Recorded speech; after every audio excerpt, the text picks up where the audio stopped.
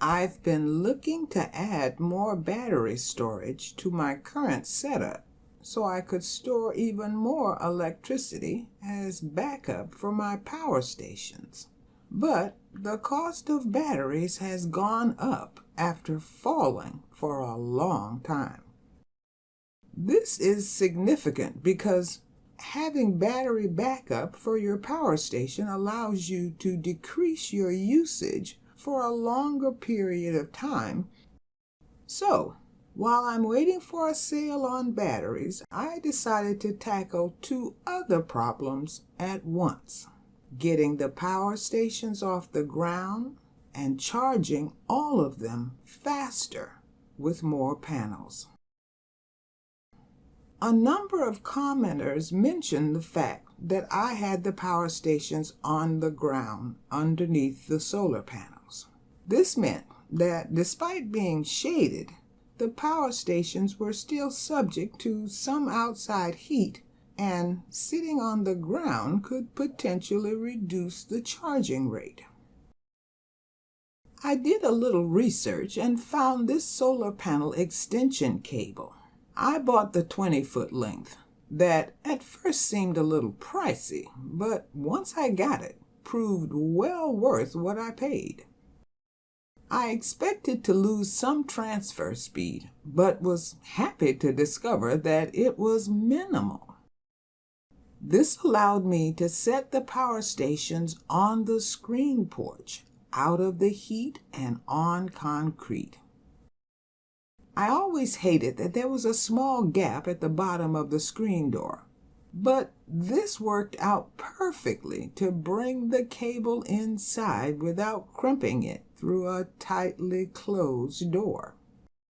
Now, I could charge the power stations without worrying about them sitting on the ground, or running out to bring them in before a rainstorm, for that matter.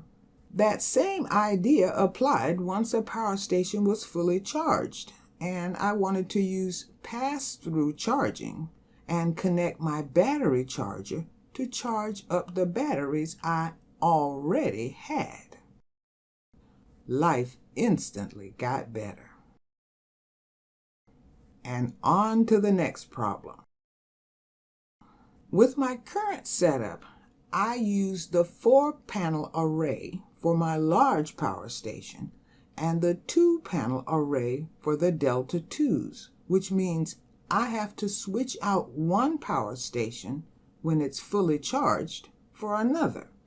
Often this means the second power station is only charged to 60 or 70%, which still gives me good runtime, but not as much if it were fully charged.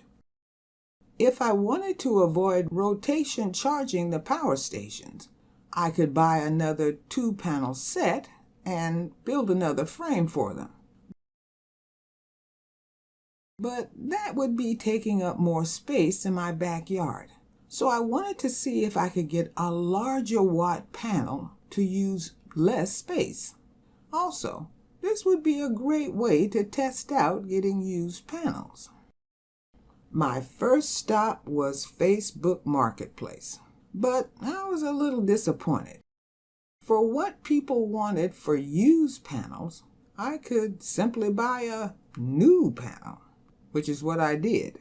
I paid $116 out the door. The panel arrived and was just slightly bigger than one of the regular 100-watt panels I already had.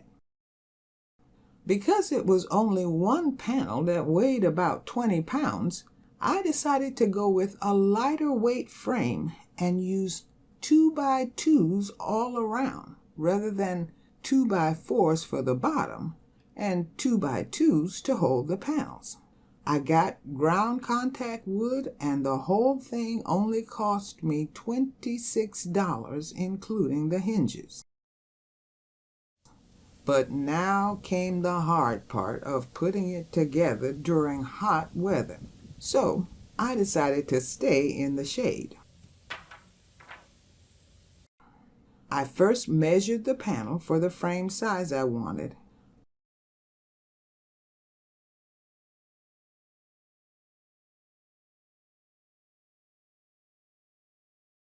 and then began to cut the lengths I needed.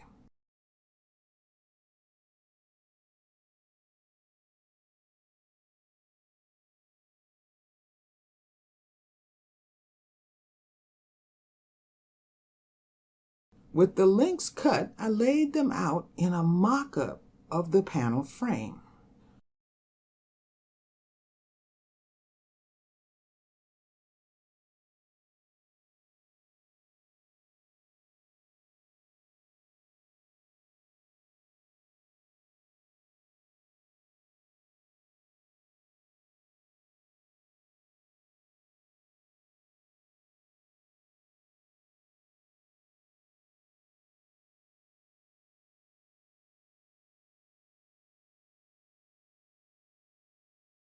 However, when I laid the top frame against the panel, I realized I had put the inside length on top, which now made the top of the frame about 1.5 inches longer than it needed to be.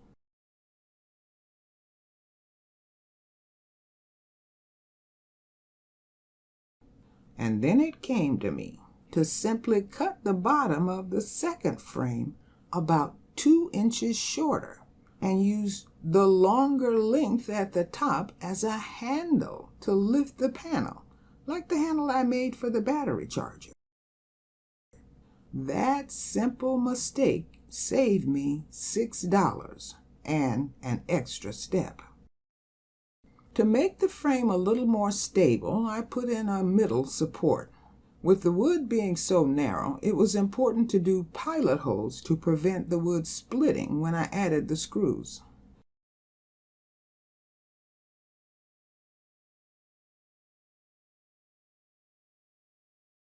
Once that was done, I was ready to put in the hinges that would let the frame move up and down.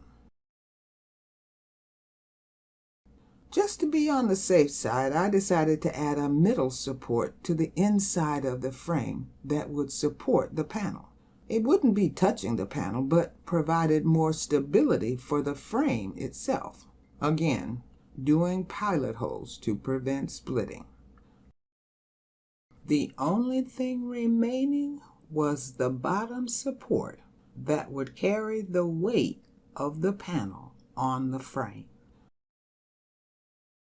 And now came the moment of truth.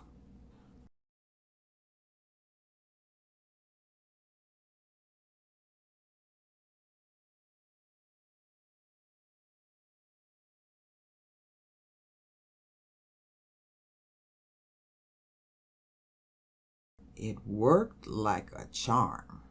All I needed to do was add a swing support to change the angle of the panels and wheels to move it around. Once all of that was done, I could now charge all the power stations at once to get longer run times, move them around to follow the sun, and the power stations could do it from the comfort of the screen porch. I'll keep waiting on the batteries, but for now, I'm feeling pretty good and have more time to focus on my garden. See you next time.